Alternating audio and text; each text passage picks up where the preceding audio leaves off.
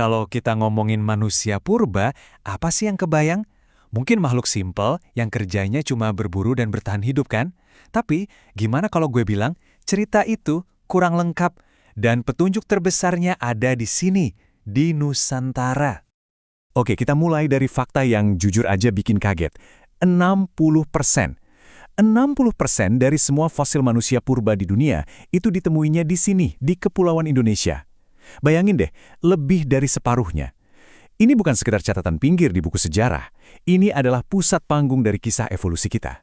Tapi, anehnya, ada teka-teki besar. Selama ratusan tahun, para ilmuwan tuh mikir kalau wilayah sekaya ini justru kayak sebuah jebakan, jalan buntu. Mereka percaya ada semacam penghalang alami yang mustahil dilewati manusia purba. Nah, gimana kalau pandangan itu ternyata salah total? Penemuan-penemuan baru justru menunjukkan hal yang sebaliknya. Nusantara itu bukan jalan buntu, tapi malah jadi semacam persimpangan super sibuk di zaman purba, tempat berbagai gelombang migrasi manusia bertemu dan berbaur.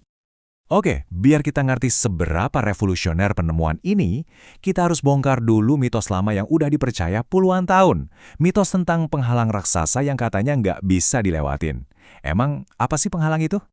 Kuncinya ada di sini, di sebuah wilayah namanya Wallacea. Ini tuh sekumpulan pulau, termasuk Sulawesi, yang selamanya kepisah sama laut dalam. Selamanya. Bahkan pas zaman es, waktu permukaan laut turun drastis, pulau-pulau ini nggak pernah nyambung ke daratan Asia atau Australia. Nah, ini inti argumen lamanya. Para ilmuwan dulu percaya kalau nenek moyang kita yang dianggap ya sederhana dan belum bisa berpikir abstrak, nggak mungkin bisa bikin perahu atau nyebrangin laut bahaya kayak gitu. Mereka dianggapnya mentok kejebak di sekitaran Jawa. Tapi, semua berubah. Di sebuah lembah terpencil, ada satu penemuan yang benar-benar ngeguncang dunia arkeologi. Satu temuan yang nulis ulang semua buku sejarah yang kita tahu. Momen inilah yang mengubah segalanya. Lokasinya di mana? Tepat di jantung Wallacea, di Sulawesi. Para peneliti yang dipimpin oleh arkeolog Indonesia nemuin bukti yang gak bisa dibantah. Peralatan dari batu yang jelas-jelas dibuat oleh tangan manusia purba. Dan ini nih yang bikin semua orang melongo. Umurnya. Alat-alat ini umurnya 1,5 juta tahun. Coba deh bayangin, itu jauh sebelum spesies kita Homo sapiens muncul di Afrika. Artinya yang bikin ini tuh spesies manusia yang jauh lebih tua. Hominin purba kayak Homo erectus. Jadi, perubahannya tuh drastis banget. Cerita lama soal manusia purba yang kejebak di daratan, ternyata mereka itu pelaut ulung. Anggapan kalau mereka itu simple dan nggak bisa mikir jauh, langsung runtuh sama bukti kalau mereka punya teknologi yang canggih.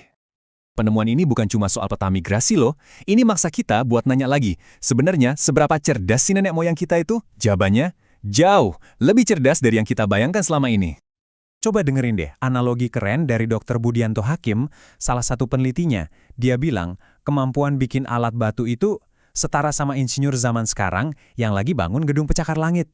Ini bukan sekedar mukul-mukul batu, ini engineering.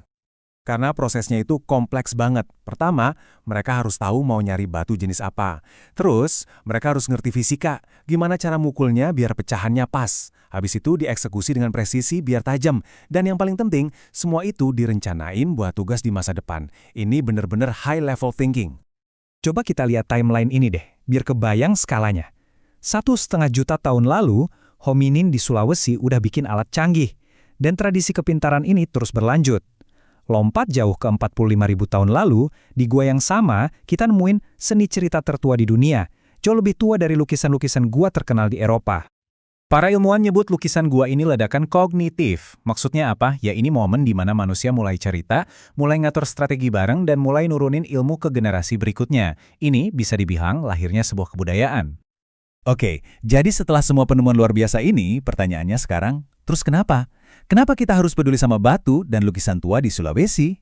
Jawabannya simpel, karena ini ngebuka babak baru dalam cerita kita semua. Ini ngubah semua cara kita mandang sejarah.